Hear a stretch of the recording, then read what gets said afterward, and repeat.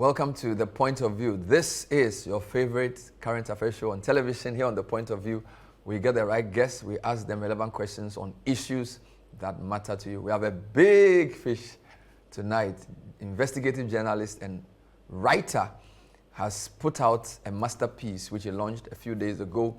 And we're sitting with him not to review the whole book, but to just tease out some of the key issues there. I'll tell you who my guest is, but I'm sure you can see from what is in front of me who he is. We'll be discussing his latest work titled The President Ghana Never Got. We'll be right back.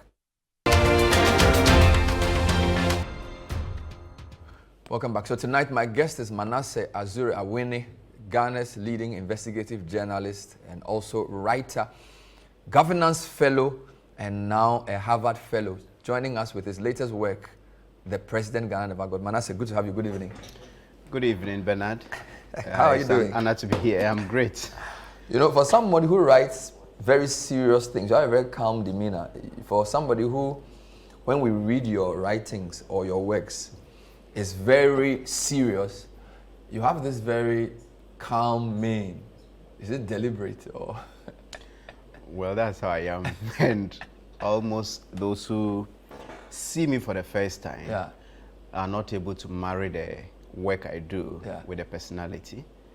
But I think it also helps because when I sit in front of someone like this, they're able to come out to tell me things they ordinarily wouldn't say. So you don't intimidate people with your overbearing aggression? No. So you are for peace, but when you speak, they are for war? Maybe.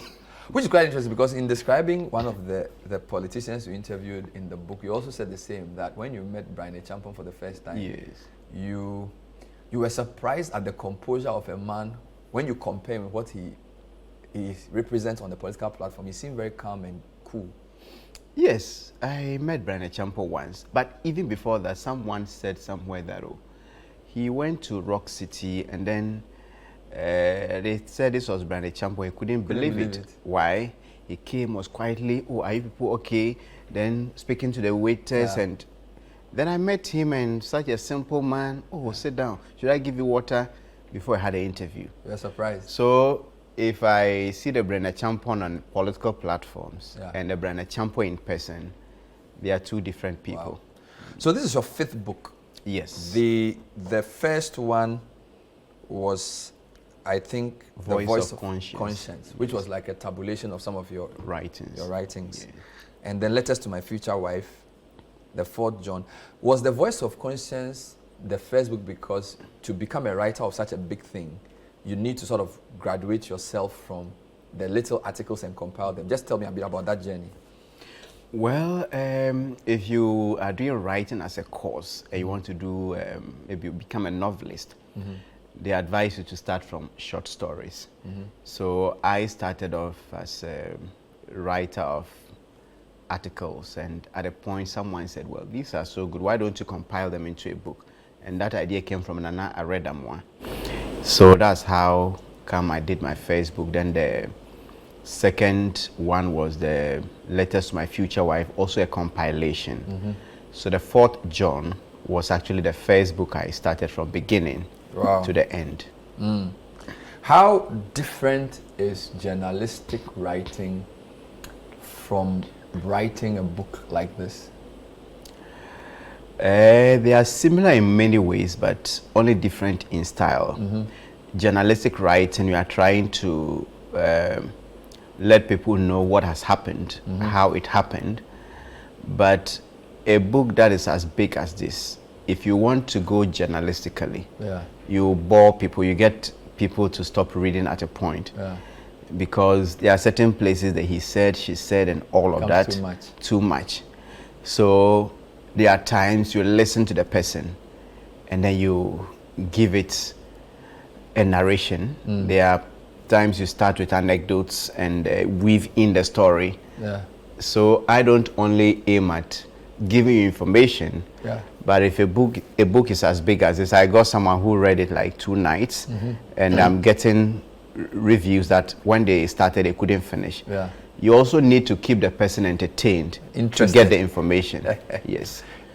I was told many years ago that one of the things that journalists have to do is to keep the they should make what is essential interesting.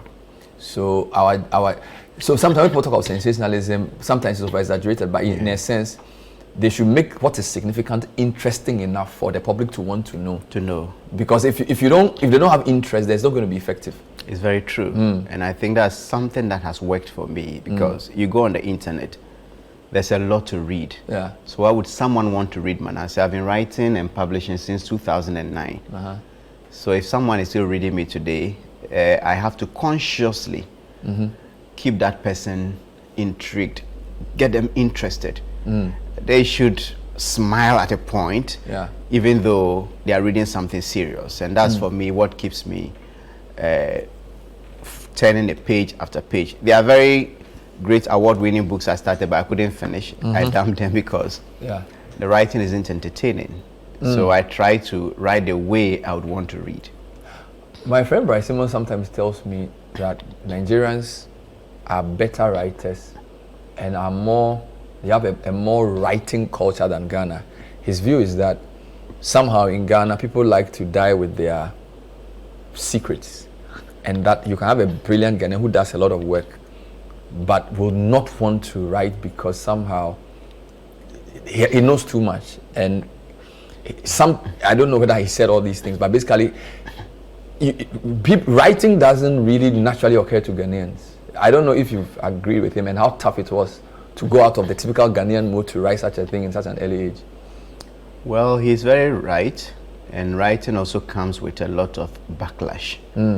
You have to be able to stomach certain things and certain insults to be able to continue writing.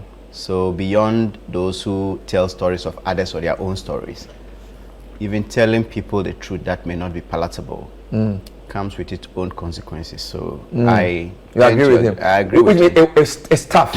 Yes, it is very tough. Write. It's very tough. Because in writing this book, there are certain people who said, look, I'm sorry, I cannot speak to you. Some would also speak, but so there are certain aspects that let's leave it here. Yeah. And you realize that they have so much to say, but they are also afraid for their own safety, security, and maybe social acceptance. So that they say certain things and tomorrow they'll be in trouble. So you had to interview some people in addition to all you knew? Yes, I needed to interview people. Because when Ken Must Go was happening, somebody met me and gave me information. So when I decided to write that chapter, I said, okay, this person said this about Brian Echampo and his role. Why don't you reach out to him? That's how come I called him up, met him and interviewed. So these are on the record interviews? Yes. But you tell him you're writing a book? I told everybody I interviewed that you are going to write a book. I was writing a book. And some actually allowed me to record. Gabi, for instance, Gabi Asarachire Dakon. Our interview was over 2 hours and everything was recorded, yes. For the record? He wanted to go on the record? Record. Wow. And there was a voice recorder too. Interesting. We're talking to Manasseh Azure, who's I call him Ghana's celebrated investigative journalist. Of course, there's Anas, but Anas, nobody knows his face. But Manasseh, we know his face, which is quite interesting. When you started investigative journalism, were you advised to also go undercover without exposing your face? I didn't even know I would do investigations. I started off as a reporter, doing rural stories, developmental stories. That's how come I won the most promising journalist of the year. The journalist of the year, my face was all out. So 2011. Yes. Investigative reporting came in when somebody gave me a tip-off on the JIDA issue, and I followed. So I didn't at the time even consider myself an investigative journalist. By the time I completed, 2 people went to jail. A law was passed by Parliament. More than 11 contracts were cancelled. We saved not less than $100 million and retrieved $60 million from the Agams group, and many lost their jobs. And that was when people started. The rest is history. Calling me including a manual on investigative journalism for Africa. So, but there was a point you decided that that was the type of journalism you were going to do. Yes. Because there aren't that many in the world, not to talk of in Africa. It's true. This was after the JIDA story. I didn't know it would create so much impact. I didn't have any experience, not even a single semester's course in investigative reporting. So I did it, and the impact came, and I felt that, well, I could stay in here and then continue. Wow. Interesting. One would have wondered why presidents have become the object of your interest. So apart from your first 2 books on the, of course, the articles that you put together and then the letter to your wife, your next book was about the 4th John. Yes. You know, reign, rejection, and renewal. Rebound, yeah. I mean, what gives a journalist the temerity to do his first major, call it proper book on a president when he's in office and release it, I think, in an election year? Yeah. Well, normally what I consider journalism, or in journalism school we're told that journalists are whatever, writers of history or chroniclers of history and all of those things. And I've realized that we know more than the average person knows. That's true. And those of us who even do investigation, it isn't everything that we report. You take the essential parts and then you leave the rest. So at every point when they are talking about something, there are people who will tell you, oh, look, this is for your eyes only, or for your ears only. So we tend to know so much. We tend to have so many perspectives, and we tend to also have the tools to be able to gather information. If any average person were to go out there and then get information for this book, they might not be as successful as I, because 1, the people know me, and 2, there are certain techniques that you use to get people to reveal what they ordinarily wouldn't say. I remember in my interview with Gabi, at a point he would pause and say, was it about me? Are you writing a book about me, about the president? Yes. So we have the skills, sometimes the goodwill, to be able to get information and put them into books. And I realized that places such as the United States, they do that a lot. Of course, there's a lot of financial motivation, because they'll print in tens or hundreds of thousands. They get big publishers to pay them to even write and all of that. Here, it isn't like that, but I think there comes a point that we should begin to build a certain culture of allowing certain things to grow in our system. And I think it is also part of the accountability mechanism. This book is on Amazon. Last night I checked and they labeled it #1 bestseller. Thank you. It's moving quickly. Yes, on Amazon, and I was so surprised.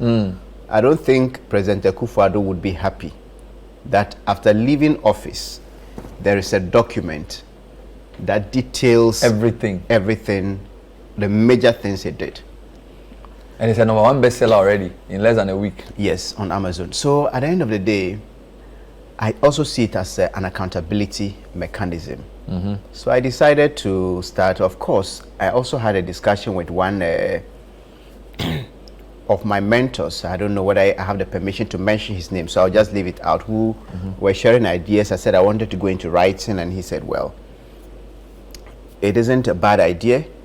And when I mentioned I wanted to do something on the Muhammad thing, he said, well, you could keep it and, in his words, become the nation's biographer. Those were the words he used. And I feel that the first one didn't get the needed traction. Also because some felt, well, I was promoting Muhammad. Some felt, MPP people felt I was writing good things about Muhammad. Others also felt that, well, I was again trying to undermine him and all of because that. Because they hadn't read the book. No. They just saw the title. And assumed that it was promotional material for him. Yes. So I said, okay, if it doesn't go well, why not try again? And I decided to work on the Akufo-Addo administration. And also, I think there's so much about Ghana that hasn't been documented. When Major Muhammad died, was killed, a group of friends who are friends with the wife went to Bema camp to greet her. And apparently his father was also a military man in the 80s. So those soldiers in his time, they came and they were having a conversation. I sat quietly listening to them. And these were people who lived through the Rawlings regimes, the coups, the attempted coups, and they were recounting what happened. Oh, do you remember when we went to release those people from Nsawam and Wow. they nearly bombed us. We ran into the Achimota forest. And none of this had come into the news. Yes. None of this was in the media. And I sat down listening to them speaking so casually about some of the most interesting periods of our history. And I felt, look, there's so much to write. But I also thought that the Mahama Akufo-Addo administrations were or have been periods that I was so much involved. I knew so much. When Kufuor became president, I was in JHS. Yes, I was writing my BEC. You were too young. Yes. In 2000. Yeah. So you couldn't process enough what was going on. So you can say your proper understanding will be 2004 when you were writing your WASI. Yeah, even that wasn't strong. In so Kitekrachi, you don't have access to newspapers. The Daily Graphic, only 50 copies came the following day. Oh Lord, the second day. And if your father wasn't education director or this, you didn't get Wow. a copy. My father was a night watchman, so obviously Wow. we were left out. So I think 2009 was when the Mills administration was when I started. But I went to GJ in 2000. I came to GIJ in 2006. Six. Yes, so Kufuor was almost fading out. I was trying to also find my feet and to try to see how I could even learn about the internet. I didn't know anything So about the first proper election you understood would be 2008. Yes. Because at the time you were a student journalist. You were the president of the SRC president. So this is 2008. Yes, and I also covered the 2008 election as an intern for GBC. Wonderful. So that was the election I really started following. Which is interesting because this was the first time this man would be presented. Yes. Because, so the first election you covered was his first major election. So that's quite a good coincidence. Yes. Isn't it? And that's when Bawumia was also chosen. Yes, and we all looked like, oh no, what did he see in this man? And 16 years later, or is it 16 years? Yeah. Yes, 16 years later, you've come up with this masterpiece on the man. Of course, there was no way you were going to know in 2008 you're going to write a book about him. Not at all. Wow. This is interesting. So now we're going to get into the book, but I'm sort of feeling my way around. And by the way, I've read, you know, I need to tell this book, you can't put it down if you are concerned like me. For even a journalist like me, of course, I wouldn't say many things surprised me there, but there was a lot of things you confirmed for me, and there was a lot of wow. And usually when I read, I write wow. So you see a few wows in the book. It's like, oh, you don't mean this. So there were a lot of those. Usually I sort of make commentary. So before we get into the book, were you surprised at those who agreed to speak to you? Because Gabi spoke to you, and he spoke you quote him a lot. Yes. You quote Nana Komia a lot. Yes. He was very candid, and I was surprised. He was very candid. He's probably the most objective person in terms of analyzing MPP. Yes. Muntaka as well. Joe Osei, like, I'm surprised at the level of information they gave you, knowing you're going to write a book about their party, but on the MPP side. Well, I think that we often make the mistake and say that all politicians are the same.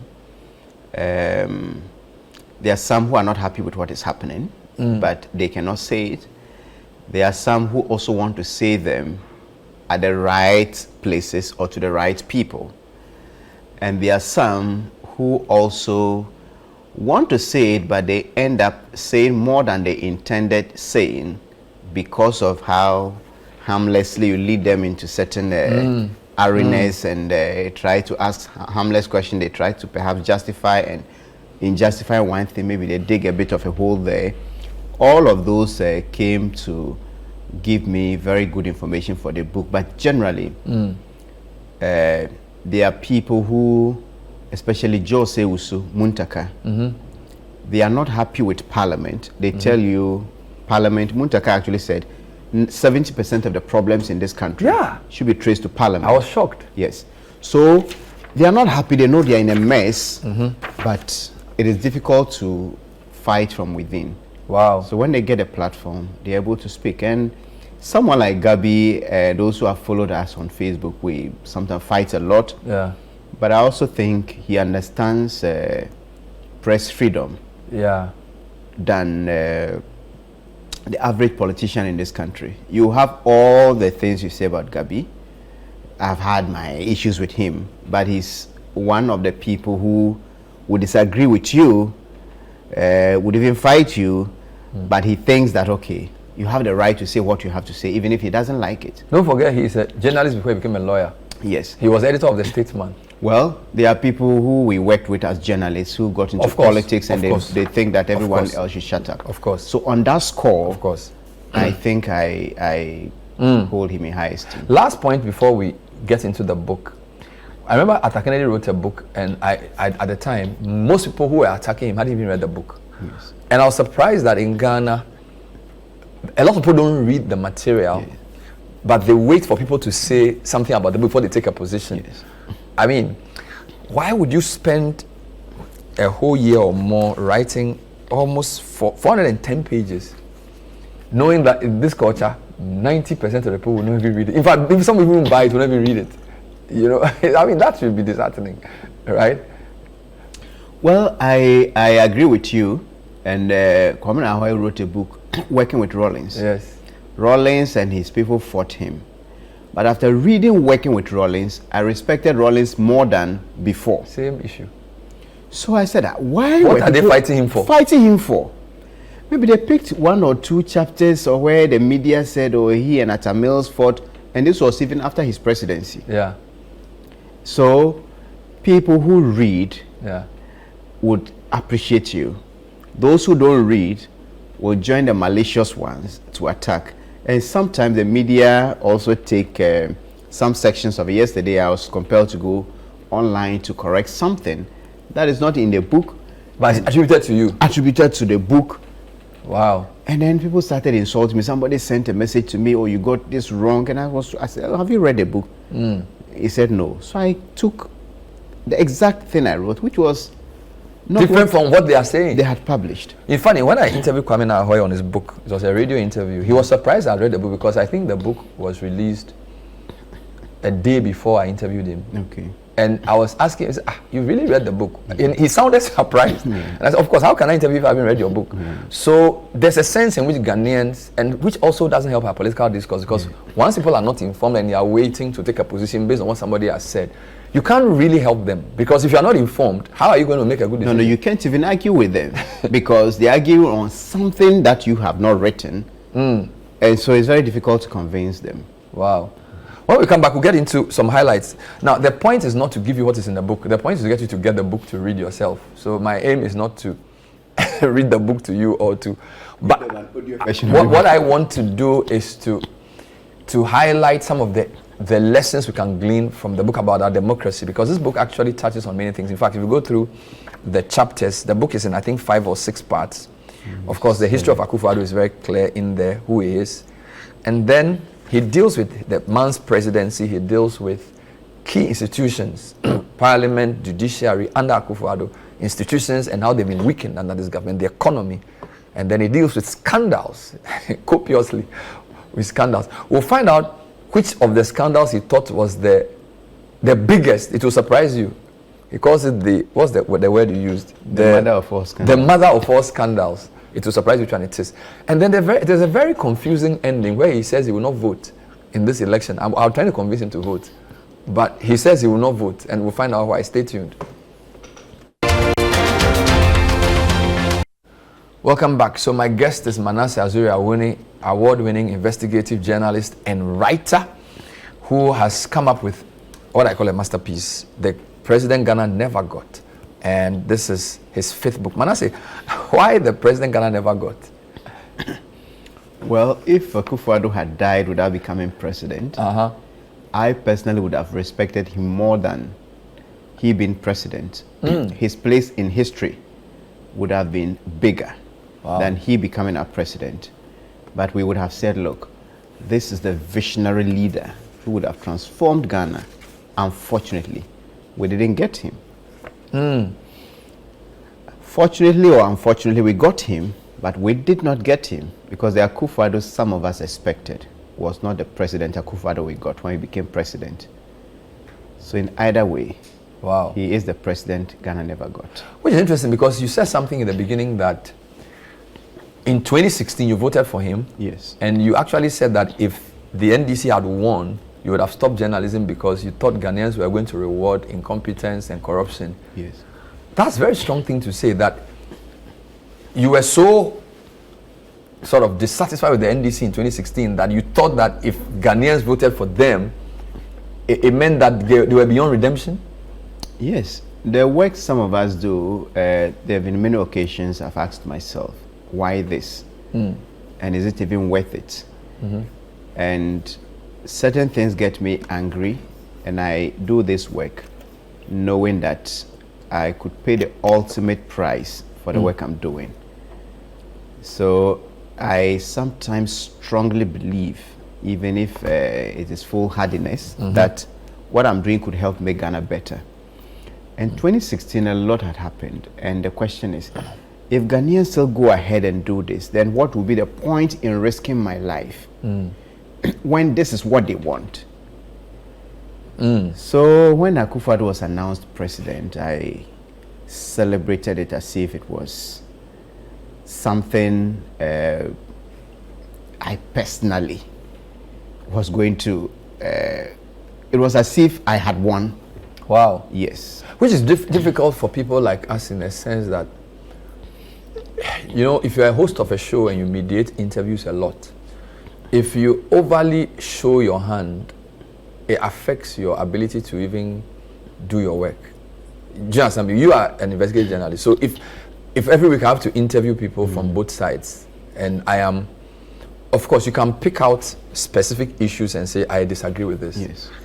But if I go in there and say, I am against this party, I'm going to vote for this party in the election, in a sense, it defeats my objectivity. But you are able to do that and still maintain your respect. I mean, just explain how that works for a journalist like you, because not all of us are able to do this. Well, I wrote an article some years ago that I'm not a neutral journalist. Okay. And I read a quote that I like so much of Archbishop Desmond Tutu, who once said that anybody who is neutral in a situation of injustice has chosen the side of the oppressor. Yeah. And he went on to say, if the elephant we have now, has its foot on the tail of a mouse, and you claim to be neutral, the mouse will never recognize your neutrality. So if you're moderating a show like this, I perfectly agree with you, interviews, fine. But some of us, we do works that you know you can be killed for what you are doing. So you have to do it with your heart, your conviction, everything within you. Otherwise, if it was about just doing the work and taking my salary, I know the kinds of things to write that people say, Manasseh, you write so all this fantastic without the bashing. Yeah. So that is one. Also, sometimes it's not just deliberate that I'm against somebody, but you are exposing rot after things rot, accumulate. rot after rot. Things accumulate. Yes. Then you expect those who have the power to act, and they are defending them. So it gets to a point that automatically you get fed up with the system. So in 2016, those who worked with me in Joy Newsroom, I've never hidden how I'm going to vote. They know. They know. I'm not one of those journalists, so who did you vote for? Oh, no, I don't want to. No, I'll tell you. But I am not neutral. But when I'm dealing with you, I get it. I try to be fair to you. Even if and that's the nature of even investigative journalism in the first place. To choose a subject to investigate, then you must be convinced that maybe there's some wrongdoing. So in some way, you have taken a side. Interesting. Whether or not you want to take side, someone has come to tell you. There was a story somebody told me about the wife who was writing the nursing final examination at the nursing training school, had only 2 papers to write. Then the last but 1 paper, the principal came to drive her out because she was pregnant. And this is a principal who was a woman. Wow. The person has 2 days to complete the school. You say, go out, all that you've done. What's the sense in that? Zilch. Come next year after delivery, register again, go through and write. And I got angry. I couldn't sleep the entire night. The following morning, I went straight to the Nursing and Midwifery Council and started asking questions. And they tried to justify it. I thought it didn't make sense. When the story ran, 72 hours, the Ministry of Health released a statement saying they had abolished that rule which says pregnant nursing women couldn't. So I couldn't just think, oh, this is, let me just do my work as a journalist. And trust me, we take positions a lot. What I was basically saying was that in our highly divisive political environment, where NDC and MPP essentially have the same father but different mothers, it's a bit different to take a full position against a government, because as you yourself have said at the end of the book, you're not going to vote because it's as if you see it's NDC 6 of one, half a dozen of the other. So it's a difficult point. But no problem. The book is in 7 parts. Why did you have to give us Akufo-Addo's history and the history of the UP in this write-up, which incidentally, I read it at the time there was a debate about Kwame Nkrumah, and the history of J.B. Dankwa, Nkrumah's, Nanado's father. Why did you have to solidify? You didn't go straight to his work. You had to tell us who he was, and you described him as a short man born on a tall anthill. Just talk to me about that. Well, there is a saying in Akan or Chi that Obi a yewu ne sieso and Cheriton that when you are born on an anthill, it doesn't take long for you to grow tall. And Akufo-Addo was born into a very privileged background and to a very rich political background. And for whoever wants to understand him, should understand where he's coming from. Should understand the fact that within the circles of the Akufo-Addos, they believe that J.B. Dankwa should have led Ghana to independence. He should have been Ghana's first president.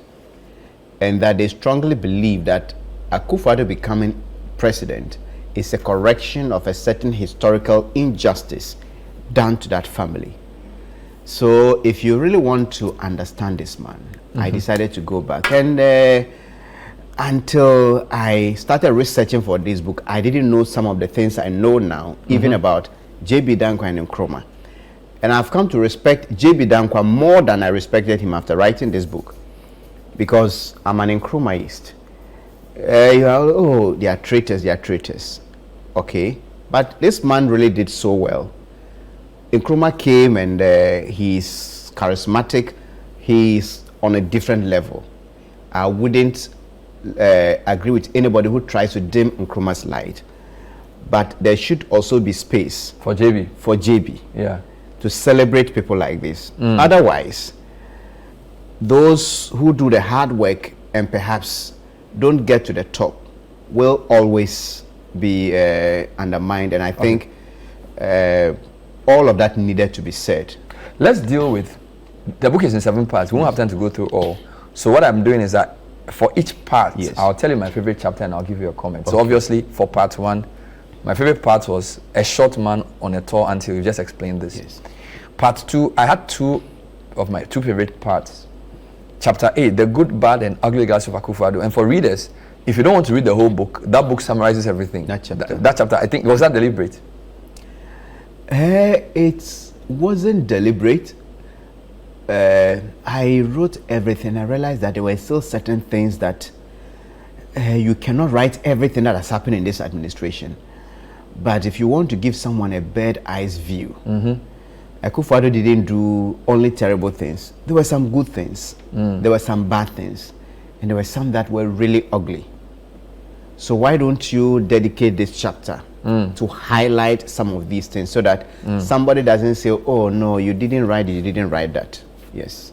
So that was chapter 8. But my favorite part of part 2, Akufo-Addo's pledge to God becomes Ghana's yoke. I mean, that was, I don't know, from Kofi Awuno to biblical references and then to the ending. I mean, for listeners, viewers, let me read the ending. I think this is page 143 to the end, okay?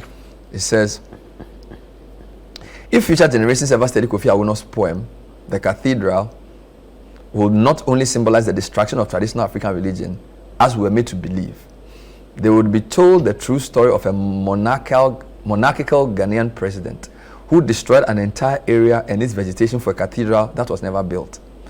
And they will cap their narration with the broader reflection that Ghanaians, perhaps, expected too much when they thought the man who could not fulfill his only vow to God would fulfill his numerous electoral promises to mortals. I mean, that's wicked. Gosh. Somebody will say that's kind. No, but that was wild. I mean, I don't know how you felt writing about the cathedral and the intrigues around it, and how you valued the destruction of the site. You estimated almost $50 million. And then I don't know what was going through your head here. Well, what went through my head was not an example of a democracy, but something like a monarchy. That someone can decide that I made a vow to God, and I'm going to use your money to fulfill that vow. Yeah. I don't care what you say. And they came with deception. And I quoted part of the Supreme Court ruling that alluded to the fact that the churches were going to fund everything. Government was only offering land. And government wasn't only offering land. There was so much on the land. But to even think that people would use that also to get into some deals that are not clean. At least you can do all the stealing you want, but to steal in the name of God means taking corruption to a different level. The other place that worried me was, of course, I know this, the media part. And you chronicled the attacks on press freedom and the contradiction of a man who rose to power on the wings of being a human rights, civil rights activist. And I didn't also, just talk a bit about that, and also the fact that you felt much safer writing a book a few months to an election at John Mahama than you felt even into the second year of the Akufo-Addo presidency. I thought that was very serious. Yes, I have lived under those regimes, and I have gone through so much that sometimes we don't say everything we suffer as journalists. But many do not know that under this administration, it got so bad that my mental health was failing. So I had to reach out for, and I think this therapist was recommended to me by Dr. Ernest York. He's was the Greater Accra Region Chairman. I think now Ghana Medical Association is one of the executive members, Dr. Ernest York. He recommended a therapist to me, and I started a therapy. So we go through so much that sometimes you talk about it and you have these party people, sometimes government officials. Oh, but you are doing your work. If anybody is talking about not being able to do their work, not Manasseh. But they don't know the price you pay to do what you do. Death threats, and people know of the South Africa. They don't know that at a point I had to go to Germany. And while you were there, Richard Nhagba was on air saying that you are in Ghana doing your work. I'm in Ghana doing my work and disregard what they are saying. And the person doing the interview, DW reporter, finished the interview and then called me, Manasseh, did you hear that? I said yes, because she knew I was in Germany, born the same city with her. Wow. So we go through so much. And for me, the biggest indictment was when I interviewed Charles Rekobrobi, who said the things he said and wrote under Rawlings. He didn't think he would do those same things and feel safe in this administration. And this was the man who was with Akufo-Addo and Kume Preko. The radio eye, when he set it up with that frequency and then they came after him, Akufo-Addo was his lawyer. So who would have thought that under Akufo-Addo, they would close down certain radio stations in a way that appeared selective and discriminatory? There's more when we come back. Manasseh will tell us more about the judiciary and parliament and corruption scandals, all in this great book. Stay with us.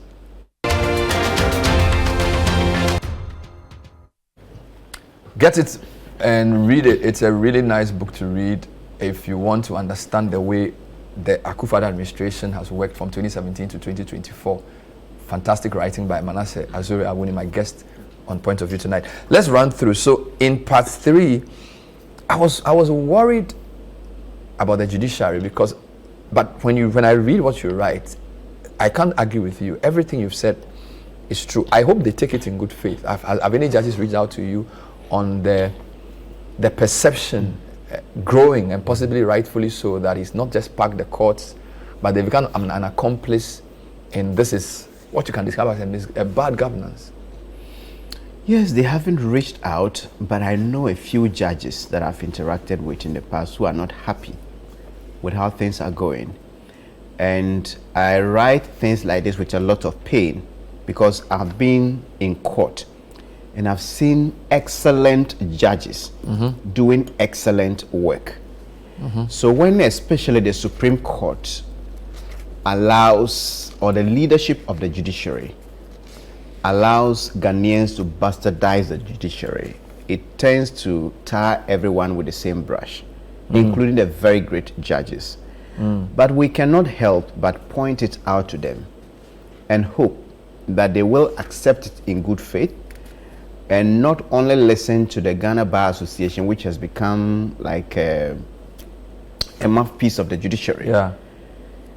Some of us are young, but we know that in the 80s, or even under the despotic regimes, we know how the Bar Association and other interest groups spoke up.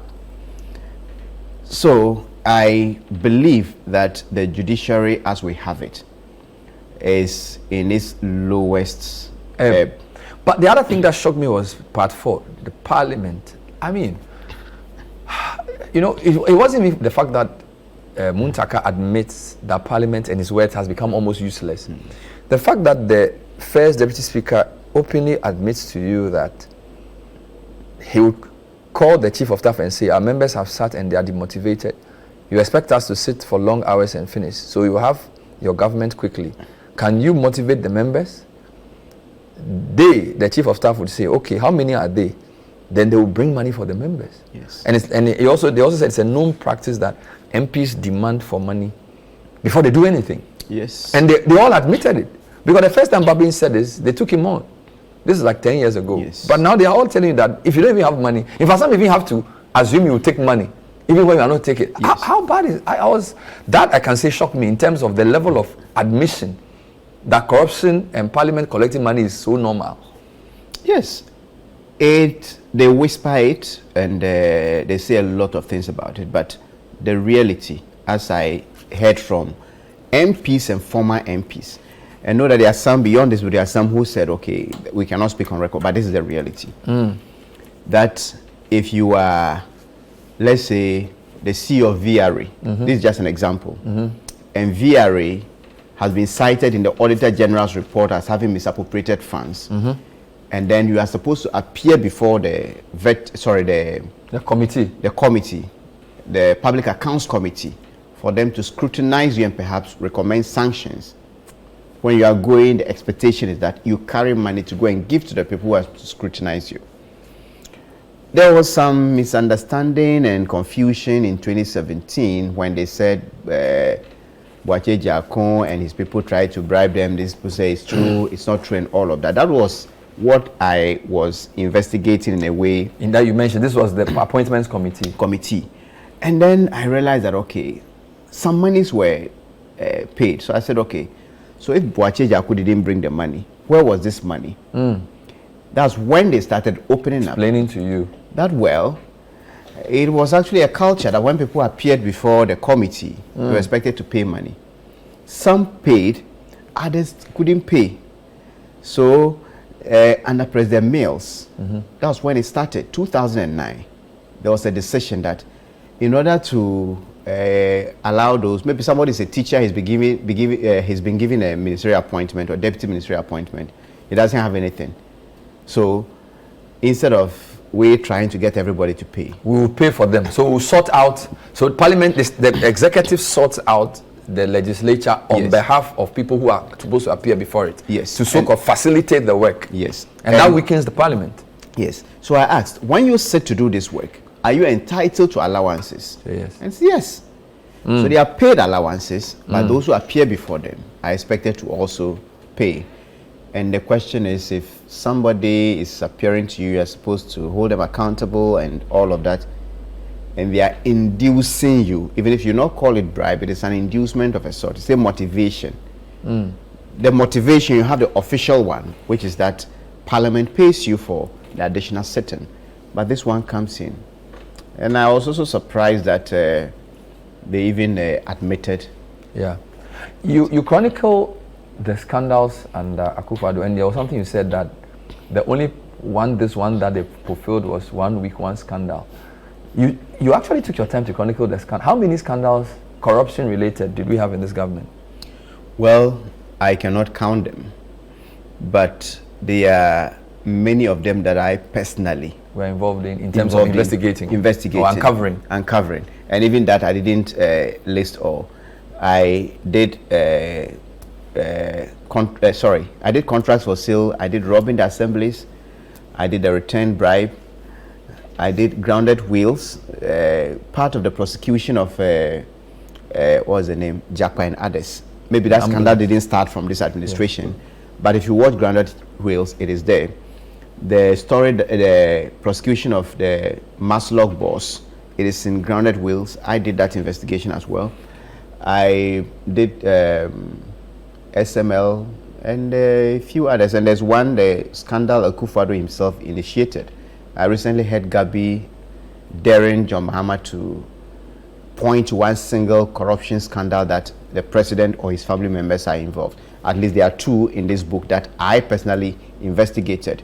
One, Akufo-Addo is the ringleader, or what we call gangalia in our local parlance. And there's one too, Ken Ofori-Atta was behind it, and that's the scandal I called mother of all scandals. So if you want the scandal Akufo-Addo initiated, that's page 283.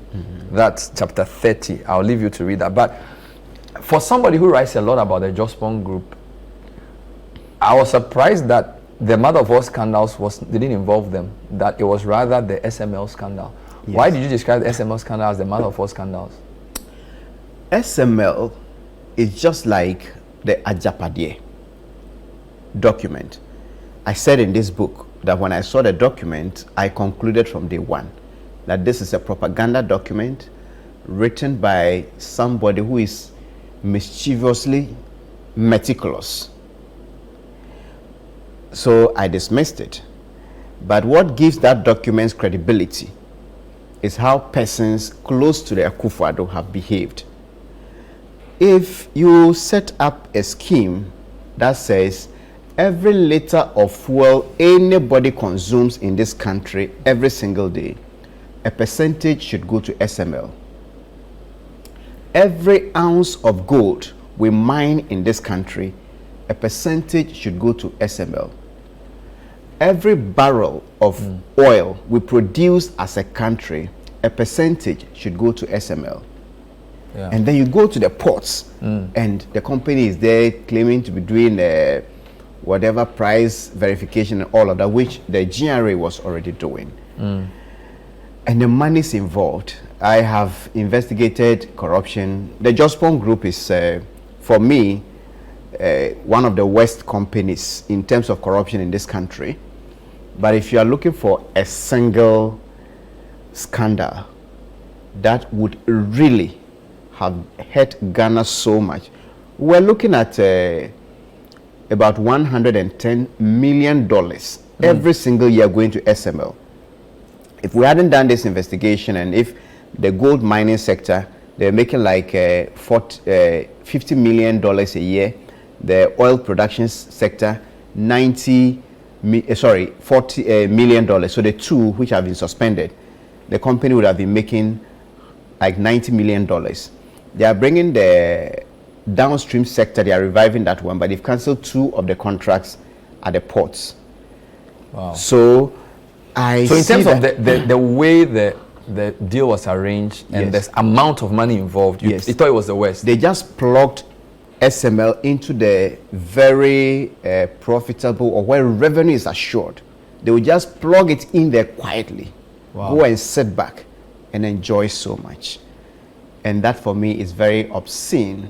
And my perception about Ken Ofori-Atta never remained the same after investigating SML. And it appears as well that some of that work, civil society collaborated, because after the scandal broke out and there were different analyses, Imani And of course, ASAP all came on board. So this was an example of not just one investigative team, but others working on this. Yes, having civil society coming in, and I commend ASAP very well. And as I speak to you, I think they even want to go to court. Civil society. So basically, a good example of how to work together. Yes, media civil society collaboration. A fantastic example. A fantastic example is this.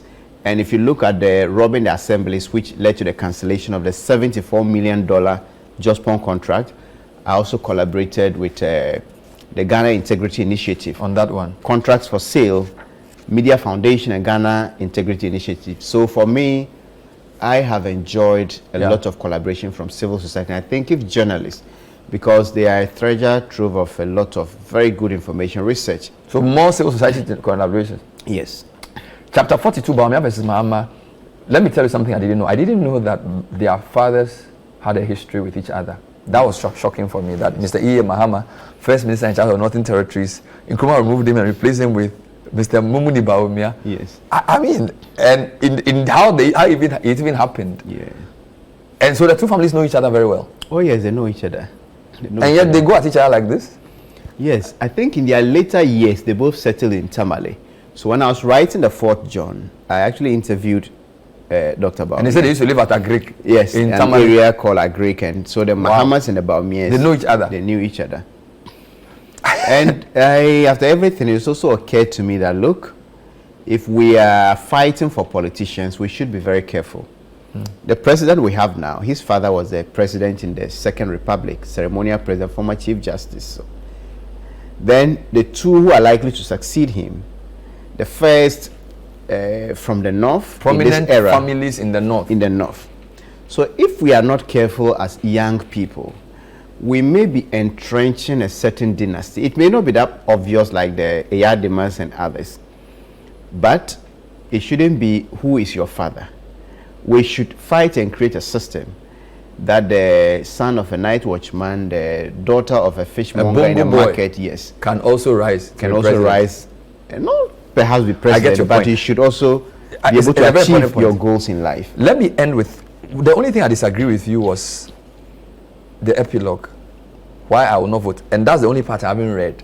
Okay. So I'm being a journalist, or I haven't read that this page 380 and 381 to a few. Are you serious you're not going to vote? No. I'm not going to vote if Dr. Bawumia comes out to say that this contract with Jospon that says, let's pay the sweepers 850, but give 600 cedis to Jospon and give 250. That's like $18 a month. I wrote this book. I was in Harvard when I was writing this book at Lemont Library, that chapter. Then it occurred to me that those sitting down there, some make up to $20 an hour. If you're a student and you didn't have anything to do, you go to the library. There's not much work to do, but maybe as an attendant. And that's how much you made. And in Ghana, those who sweep the street, the market, in a month, they make $18. And it occurred to me that this is one of the worst forms of so you won't vote inhumanity. But why? As there only two people on the ballot, there's Alan, there's well, if I was convinced of a third force that would be strong enough to upset the status quo. But how the third force come if you don't vote for it? I have done my own assessment, but I don't think there's a strong third force to upset. Even if not to win, if there's a third force that could take this election. But not voting entrenches the incumbent. This is my theory. Entrenches? Not voting entrenches the status quo of the duopoly. So even if you say you don't like MPP or NDC because of their performance, they are not the only two on the ballot. So I want to urge you to vote. I want to encourage you to vote. I'll think about it. If I want to encourage you to vote, think about it. Once you decide, you told me that you can't be neutral. You said if you are neutral, you said the ant and the elephant tail or something. Yeah, so in this case, I'm not neutral. I'm so disappointed that don't be the elephant in the ant tail. Queuing to vote. If I don't vote and then they mess up, it doesn't hurt me like. No, even if you don't vote and they mess up, it still helps you. And even if you don't vote, you are still to blame if they mess up. But you vote and you police your ballot. And then you do what you continue to do. So please vote. I'll continue doing what I'm doing, but I don't know whether I have the courage, maybe not courage, but the patience to go and queue and vote. Like I said, if any of these, I've given a reason I'm not voting. Okay. So if any of these presidents, leaders say or tell me that, look, this is very questionable, and it's a contract that the CEO. So you will vote based on cancelling that JIDA contract? Yes. So okay. So if Alan tells anybody you cancel that contract, if any of the either of the winnable candidates, what do you mean winnable? Commit to cancelling this contract, I'll vote for that person. Manasseh, vote. Citizens, we have to vote. Our vote is our civic duty. It doesn't end with voting, but it begins with voting. Thank you. Great book. Where will we get it? Bookshops everywhere, right? Yes, there have been a few challenges with the printing. Obviously, if you have been writing in this country and it takes so many months for people to buy 100 copies. People don't print a lot. Yes, so we have that challenge, which I believe is... but can we get it on Amazon? Yes, it's on Amazon, already a bestseller on Amazon. Okay, so go to Amazon and buy it. Our printers too for more, so hopefully... bring some to Channel 1, I'll sell it for you. Close to next week, Legon Bookshop and all the outlets will have it. And if Bernard said Channel 1 will sell, come to Channel 1. Thank you, Manasseh. It's always good to talk to you. Well done. Keep up the good work. Manasseh Azure, Winnis, journalist, writer, and author of 5 books, the latest being this one. Thanks for watching. We'll see you next time. Bye-bye.